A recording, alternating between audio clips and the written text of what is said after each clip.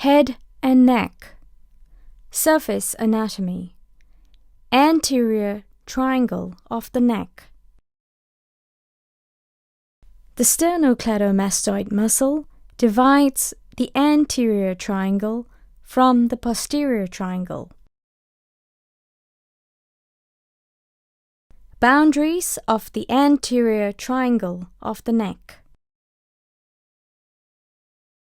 The base of the anterior triangle of the neck is the inferior margin of the mandible. The anterior margin of the anterior triangle of the neck is the midline of the neck, and the posterior margin is the anterior border of the sternocleidomastoid muscle.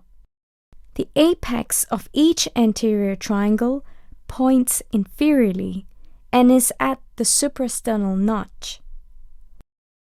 The anterior triangles are associated with structures such as the airway and the digestive tract, and nerves and vessels that pass between the thorax and the head.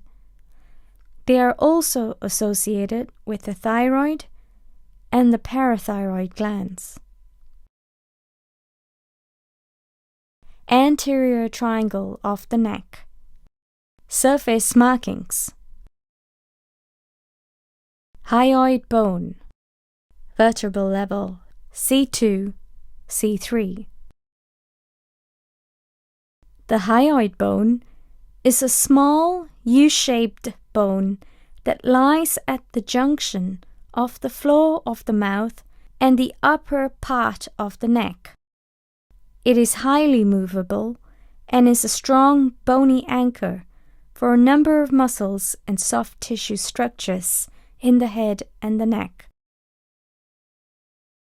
Body of the hyoid bone. Vertebral level C3.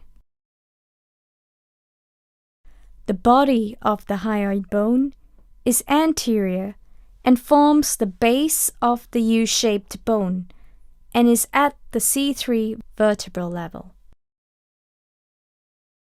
Palpate the body of the hyoid bone gently with your thumb and index finger on either side of the neck, close to the mandible.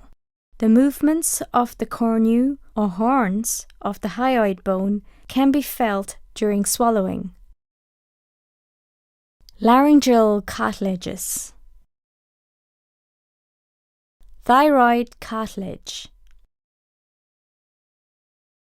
The thyroid cartilage is the largest of the laryngeal cartilages. It is formed by a right and a left lamina, which are widely separated posteriorly, but converge and join anteriorly. The most superior point of this site of fusion between the two broad flat laminae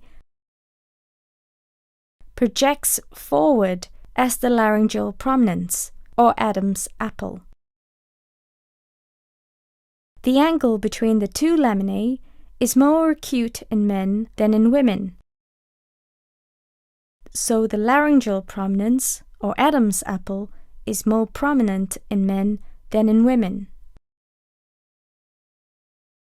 Superior thyroid notch. Vertebral level C4. Just superior to the laryngeal prominence, the superior thyroid notch separates the two laminae as they diverge laterally. Both the superior thyroid notch and the laryngeal prominence are palpable landmarks in the neck. The superior thyroid notch and the true vocal folds are at the C4 vertebral level. True vocal folds. Vertebral level C4. The true vocal folds is at the C4 vertebral level and is at the level of the superior thyroid notch. Bifurcation of common carotid artery. Vertebral level C4. the bifurcation of the common carotid artery into the internal and external carotid arteries is also at the C4 vertebral level and is at the level of the superior thyroid notch and the true vocal cords. The common and the external carotid artery can be palpated in the anterior triangle of the neck as shown. This is one of the strongest pulses in the body. Cricoid cartilage. The cricoid cartilage is the most inferior of the laryngeal cartilages. It is the only complete ring of cartilage around the airway. The cricoid cartilage is shaped like a signet ring, with a broad lamina of cricoid cartilage posterior to the airway and a much narrower arch of cricoid cartilage circling anteriorly. Arch of cricoid cartilage. Vertebral level C6. The arch of the cricoid cartilage is at the C6 vertebral level. It marks the transition from pharynx to esophagus and from larynx to trachea. The C6 vertebral level therefore marks the superior end of the esophagus and the trachea. At this level, the vertebral artery enters the foramen transversarium of the C6 vertebra. Cricothyroid membrane. The cricothyroid membrane can be easily found using palpable features of the larynx as landmarks. With your index finger, gently palpate the superior thyroid notch. Then move your finger inferiorly over the laryngeal prominence or Adam's apple and down the anterior surface of the thyroid cartilage. As your finger crosses the inferior margin of the thyroid cartilage in the midline, a soft depression is felt before the finger slides onto the arch of the cricoid cartilage, which is hard. The soft depression between the lower margin of the thyroid cartilage and the arch of the cricoid is the position of the cricothyroid membrane. The cricothyroid membrane is palpable between the thyroid and the cricoid cartilages. Thyroid gland.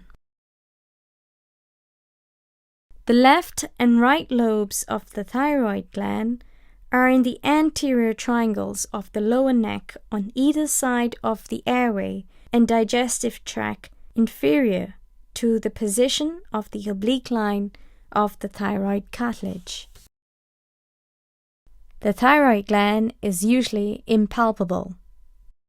The isthmus of the thyroid gland crosses anterior to the upper end of the trachea and can be palpated in the midline inferior to the arch of the cricoid.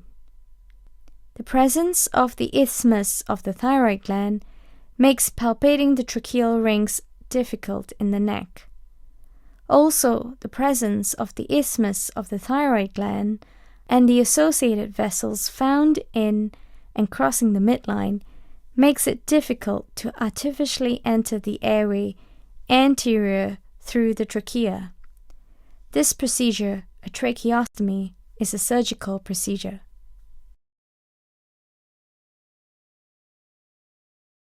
The trachea. Palpate the trachea.